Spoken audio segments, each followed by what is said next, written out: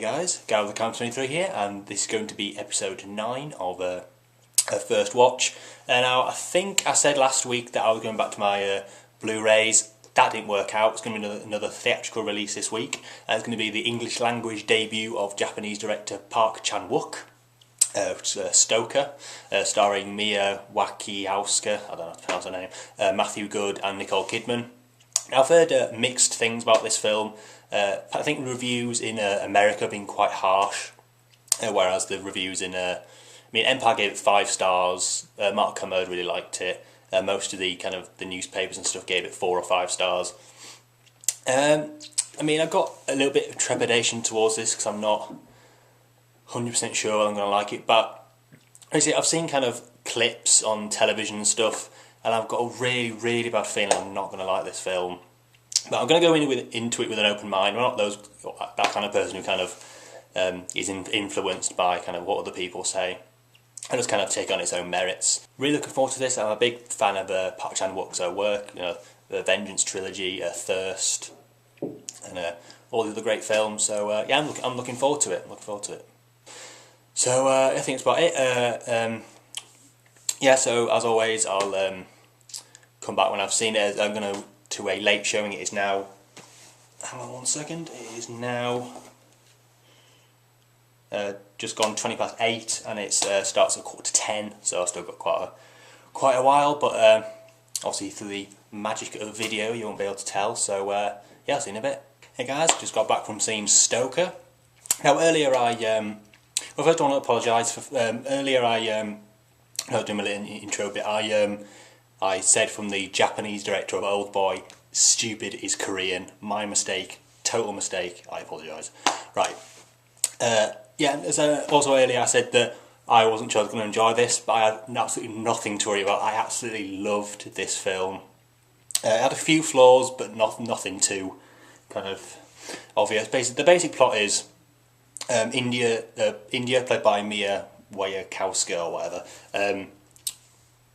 His father dies, and at the funeral she meets his uncle, or his brother, her uncle, and it's this kind of and she doesn't trust him. He's kind of this creepy guy who you're not really totally sure of.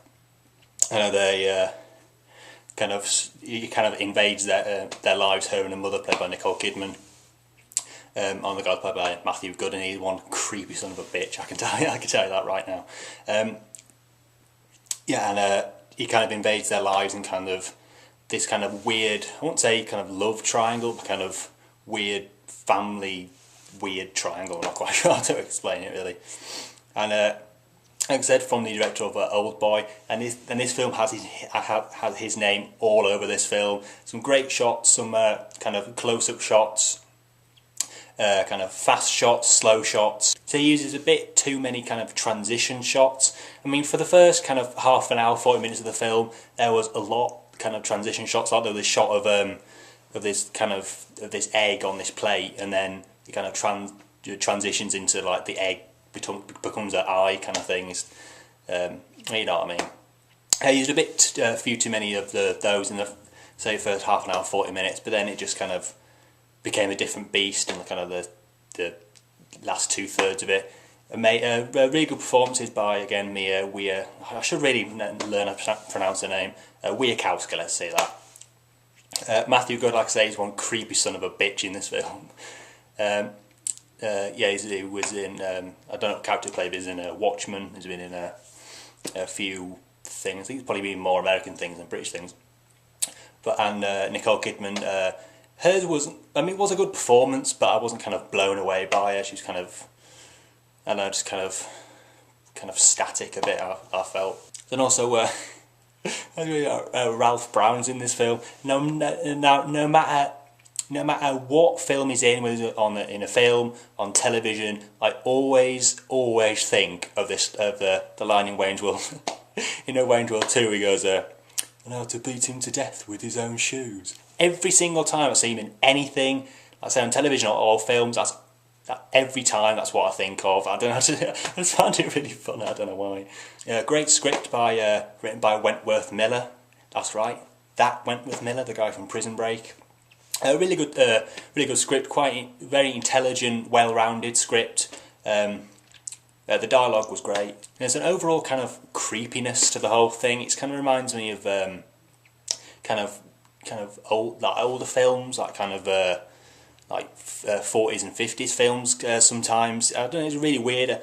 Quite violent in some points, but it's not kind of... It is an 18 rating in the UK, so I mean, I think it possibly could have got away with a 15, but anyway. I also read a kind of a cool story. Apparently, Park Chan-Wook directed through a translator, so he kind of got the translator to kind of direct the actors, kind of thing. I reckon that's quite a interesting way to work. Let's say that. Yeah. So the downsides, like I said, there's kind of too many kind of experimental shots in the first kind of 40 minutes, but then it kind of leveled out a lot.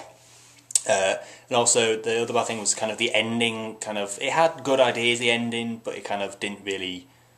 I mean, what was on the screen was good, but I think it kind of some of it the last 3 minutes wasn't quite needed. There was kind of like a shot that it could have finished the film that would have made it a bit better. And also great score by Clint Mansell.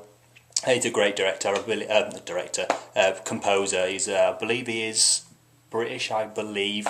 The only thing I know about him is the fact that he scored, I think, possibly all of Darren Aronofsky's films, which I think is pretty cool. But all in all, really creepy, quite unsettling in some parts. Like I said, it is quite violent, but there's nothing too kind of extreme in it, like you would expect from not expect, but you would kind of think from Park Chan-Wook.